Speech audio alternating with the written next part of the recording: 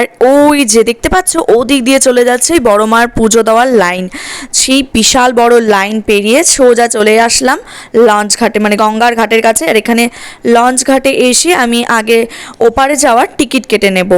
তো এখানে টিকিট ভাড়া রয়েছে 8 টাকা। আর অনেক দিন পর আমি আবার লঞ্চে করে গঙ্গা পার হয়ে ওপারে যাচ্ছি, বেশ মনটা খুশি খুশি লাগছে। আর তার মধ্যে আসলাম বড় মায়ের সামনে দিয়ে, আরোই ভালো লাগছে। তারপর লঞ্চে উঠেই একটা জায়গা পেয়ে গেছি, পুরো জার্নিটাই আমি বসে বসে এলাম। তবে নামার আগে ভাবলাম যে উঠে একটু গঙ্গার দৃশ্যটা নিয়ে নিই। বসে না আসলে হতো না, কারণ আমার কাছে ভীষণ ভারী ভারী ব্যাগ রয়েছে। ভারী ব্যাগ নিয়ে দাঁড়িয়ে আসাটা একটু কষ্টের হয়। তারপরে লঞ্চ থেকে নেমে হাঁটতে হাঁটতে চলে যাব সোজা মেন রাস্তার দিকে। আর যেহেতু সমস্ত জায়গায় কাজে আমি ভারী ভারী ব্যাগ নিয়ে একাই যাই, তাই সমস্ত কিছুর ভিডিও দেখানো হয়তো সম্ভব হয়ে ওঠে না। তারপর টোটো ধরে সোজা চলে আসলাম ক্লায়েন্টের বাড়িতে।